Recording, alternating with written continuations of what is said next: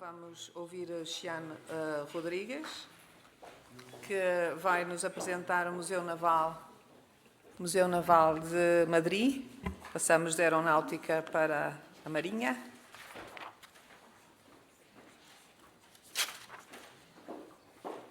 E Xian é técnico, trabalhou em vários museus, várias instituições museológicas e, neste momento, trabalha no Museu Naval de Madrid, não é? Muchas gracias. Bueno, buenos días a todas y a todos y agradecer vuestra presencia y vuestra atención esta mañana y también al comité organizador por haber creado este espacio de encuentro entre todos. Bueno, veis que la cosa va de aniversarios y el Museo Naval cumplió el año pasado, en noviembre, 175 años abierto al público. Y lo hizo en unas circunstancias excepcionales con el cierre parcial de su exposición permanente, que este verano, ya en 2019, se convirtió en el cierre total. El motivo, pues las mejoras de lo que iba a ser el acceso al museo y una serie de servicios públicos se han convertido en un proyecto mucho más ambicioso que implica toda la renovación de la museografía y que, por tanto, nos presenta el reto de repensar ese discurso expositivo. Y en este proceso, desde el equipo técnico vimos que nos llegaban ideas y retos a los que el Museo Naval ya se había enfrentado en estos 175 años. Y eran unos retos que teníamos muy frescos en la memoria porque habíamos trabajado en un pequeño proyecto expositivo para conmemorar este 175 aniversario. Entonces, el objetivo de esta comunicación no va a ser tanto explicar ese proceso en el que estamos inmersos de transformación del museo, sino explicar un poco las implicaciones que conlleva enfrentarse a la reforma de un discurso en una institución de 175 años, pensando ya en, pues casi en ese bicentenario que se cumplirá dentro de 24 años, y cuya historia vamos a ver que se retrotrae incluso antes de la propia inauguración.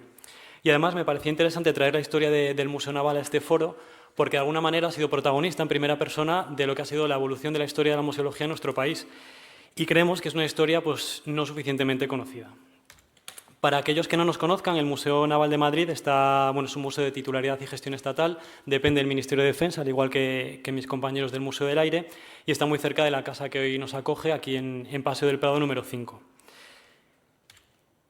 Decía que teníamos que buscar el origen o la historia del Museo Naval antes de su propia inauguración, porque el Museo Naval de Madrid tenemos que verlo dentro de un contexto mucho más amplio, que es el de la institucionalización de la propia Armada. La Armada, como tal, como institución de Estado, se crea en el siglo XVIII y el Museo Naval supone, no la culminación, pero es una piedra importante de todo un proceso de creación de instituciones que tratan de formar a esos oficiales que formarán parte de los cuerpos de la Armada. La primera fue la Real Compañía de Guardia Marinas en 1717, que viene de alguna manera a sustituir lo que era la casa de contratación tan importante en esa época de los grandes viajes como centro de saber científico. Y este afán ilustrado de la Armada pues, se manifestará en creación de instituciones como el Colegio de Cirugía o como el Observatorio Astronómico de la Armada. Vemos aquí en pantalla dos retratos de Jorge Juan y Antonio de Ulloa junto a los instrumentos científicos y la cartografía que resultó de un proyecto en el que ellos participaron, un proyecto internacional para determinar la verdadera forma de la Tierra. Y aquí ya vemos pues es un poco el tipo de colecciones con las que nos vamos a encontrar. Estos dos marinos también serán comisionados para recoger fondos, un poco espionaje industrial de la época, de todo el saber en torno a las ciencias de la navegación que había en Europa. Entonces, es en este contexto, en 1792, cuando el secretario de Estado de Marina propone crear este Museo Naval. Y esta es una copia del decreto y os leo solo el final de esa cita. Lo que proponía es que este museo reuniese todas las ciencias naturales que son necesarias para la completa instrucción del cuerpo de la Armada. Vemos, por tanto, que es un museo ilustrado, pensado para la formación de esos guardiamarinas que van a ser los oficiales de la Armada. Los acontecimientos políticos de finales del XVIII y principios del XIX y ese gobierno, ese reinado tan nefasto para la Armada de principios de siglo hizo que la iniciativa pues, se quedase aparcada hasta los años 40, donde se redacta un memorial que trata de actualizar este decreto y que propone la creación del museo. Pero vamos a ver aquí cómo la concepción es ya la propia del siglo XIX, ya no es un museo ilustrado, es un museo de historia.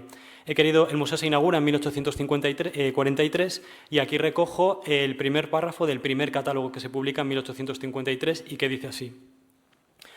Todas las naciones que saben apreciar sus glorias o que entran con la conciencia de su propio valer en el camino del verdadero progreso, reúnen en ciertos establecimientos públicos los objetos que recuerdan las primeras, esas glorias del pasado, y patentizan el segundo, ese camino del verdadero progreso. En este memorial, que se presenta en los años 40, se propone crear este museo a imitación de las otras naciones. Y aquí lo que se busca es reencontrarse con esa idea de nación tan en boga en el siglo XIX.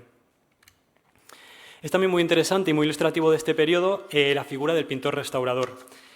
Se llama así pintor restaurador, pero le podríamos añadir pues, muchos otros adjetivos como investigador, historiador, arqueólogo naval, como los llaman muchos, ya que ellos se encargaban de la reconstrucción pues, visual de este pasado en base a verdaderos estudios científicos, y aquí destaca la figura de Rafael Molión y Torres, no todos fueron tan hábiles en el estudio de las ciencias náuticas, y también cronistas del presente. Aquí vemos un cuadro para el que se comisiona a Molión y Torres a Cartagena para que represente unos hechos históricos con la mayor fidelidad posible desde el punto de vista geográfico, arquitectónico o de la construcción naval.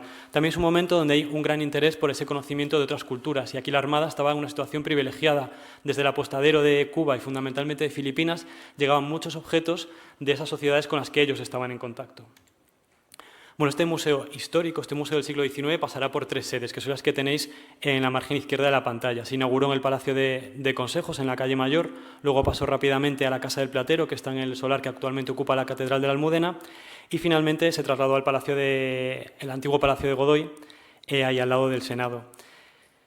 Pero en 1932 el museo cambia de nuevo de sede y se inaugura una nueva etapa. Vemos aquí en la imagen de la derecha pues, lo que es el cuartel general de la Armada actual, el entonces Palacio de la Marina. El museo se inaugura aquí en 1932 y unos meses después llega al cargo una figura fundamental para la historia del museo, que es el que llegará a ser contraalmirante Julio Guillentato. Julio Guillentato había visitado el museo en el Palacio de Godoy y era consciente de las dificultades que había para comprender ese discurso, y él propone un cambio radical en la concepción museográfica del mismo. Y aquí quiero leer otra cita que resume muy bien el ideal del museo de Julio Guillén. Él decía que la importancia de un museo no se da en el número de objetos que en él se reúnan, sino en la calidad y el poder de evocación de estos. Un museo tiene que producir una emoción en el visitante, y esta emoción no se consigue con abarrotar unas habitaciones con montones de objetos como una tienda de antigüedades. Un museo, contra lo que vulgarmente se cree, es un organismo vivo. Vemos aquí cómo Guillén concibe el museo como una institución viva y orientada al público, que no tenía como única misión ya la conservación, ampliación de colecciones, etcétera, sino que trataba de ser un instrumento de alguna manera útil en la educación de ese potencial público. Aquí vemos pues, ya ecos de lo que veíamos en la anterior conferencia sobre la conferencia de Madrid tan importante en 1934, a la que Guillén asistió y que él de alguna manera también asumió muchos de estos preceptos. Guillén estuvo casi 40 años al frente de la institución, desde el año 32 hasta pasados los años 70, con toda la complejidad que eso conllevaba. Y es también interesante, y no quiero aburrir con las citas, es ya la última, lo prometo, pero a finales de los años 30 presenta un informe en un congreso que lleva por título Los museos en el nuevo Estado, y donde dice: la verdadera objetividad de los museos no está en la conservación de objetos notables y necesarios para el estudio de las distintas actividades del pasado, sino que constituyan centros en funcionamiento eminentemente docentes, que coadyuven a levantar el nivel medio cultural de la masa. Vemos, por tanto, como en el ideal museográfico de Julio Guillén, pues conexiones con ese momento tan importante de los años 30, incluso con la museografía actual. He puesto 3 imágenes de esa museografía que puede resultar incluso un poco naif. Vemos aquí un tratado de navegación español y él trata de representar la importancia de que ese tratado haya sido traducido hasta en 9 ocasiones a la lengua inglesa, pues con esas 9 banderas, con los años, 9 banderas británicas que tratan pues eso, de reforzar ese mensaje. Vemos también una exposición de barcos en botella, que era una de las actividades que se hacía a mediados de siglo, pues eso, tratando de acercar al público a esta concepción y a este mundo naval.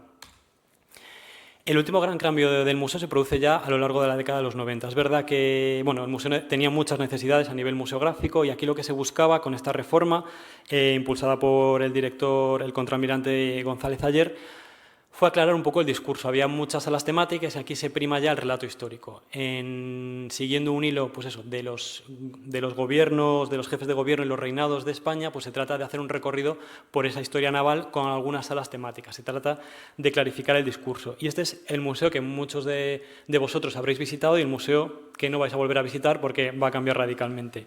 Este es el museo que nosotros nos encontramos. Y en esta última diapositiva quería un poco pues, recoger todas esas reflexiones que nos han acompañado al equipo técnico a la hora de replantear este gran reto. Muchos de nuestros visitantes nos dicen que el Museo Naval es un museo de historia y con permiso del Museo Arqueológico Nacional, pues un museo donde conocer la historia moderna y contemporánea de nuestro país. Y eso es cierto, y el museo en el siglo XIX nació como tal, pero ¿qué historia La historia de España, la historia de una institución que sigue viva, que es la Armada, que está en el origen de la institución y que nos está reclamando una continuidad en esas colecciones que las conecten con la labor que ellos están haciendo ahora. Con lo cual ya aquí nos enfrentamos a una idea de identidad y memoria de un cuerpo muy importante para las Fuerzas Armadas e incluso para el país. E incluso dentro de este cuerpo, que es la Armada, nos encontrábamos con voces de cuerpos como el de Infantería de Marina que decía: nosotros hemos sido protagonistas de esa historia, somos un cuerpo que sigue activo y no nos vemos reflejados en ese discurso. Entonces queremos estar ahí presentes. También nos encontramos con otro reto. Tenemos ahora la exposición del 5º centenario de la circunnavegación de Magallanes y Elcano, que nos habla de la globalidad, de cómo la navegación pues, puso en contacto diferentes partes del globo y ese inicio de la globalización. Tenemos que recoger también esa identidad global. Y hablamos de historia, pero hablamos, por supuesto, también de ciencia y tenemos que explicar los grandes avances científicos en el campo de la navegación, de las matemáticas, que se dan de mano de la Armada. También un museo de arte, porque estos protagonistas eran tan importantes en su época que eran retratados pues, por los grandes artistas del momento. O un museo de etnografía, por ese papel fundamental de la Armada en contacto con tantas sociedades. Con lo cual, ya para acabar, vemos cómo nos enfrentamos a esos museos que ya estaban en el Museo Naval. Por un lado, veíamos cómo desde la dirección del museo nos insistían de alguna manera en recuperar ese museo del siglo XVIII pensado para la Armada, para la formación de los guardiamarinas, porque ellos querían y quieren, y así va a ser, que esa voz subjetiva de la Armada esté ahí presente, esa historia sea visible. Es una historia, no es una historia neutral de España, es una historia vista desde el mar y hay cosas que no podemos explicar, no es un museo de historia sin más. Entonces, eso tiene que estar presente y recuperamos ese museo del siglo XVIII. Por supuesto, también es un museo de historia del siglo XIX, porque gran parte de nuestras colecciones fueron creadas en ese momento y tenemos que también explicar cómo se explicaba la historia desde los museos. Y desde el Departamento de Acción Cultural, que es el del que formo parte, insistíamos en recuperar también ese museo de Julio Guillén, ese museo didáctico, para tratar de establecer más puentes, más herramientas para que todo este conocimiento sea accesible al público. Con lo cual, bueno, tenemos más recursos museográficos, afortunadamente, que los que teníamos en los años 30 y también más retos, como el de la accesibilidad universal, que es en las que estamos trabajando actualmente. Y simplemente acabo con esta imagen de las salas en proceso de transformación, simplemente pues para meter un poco el gusanillo de que el año que viene, si conseguimos abrir el museo, que vengáis a visitarnos. Muchas gracias.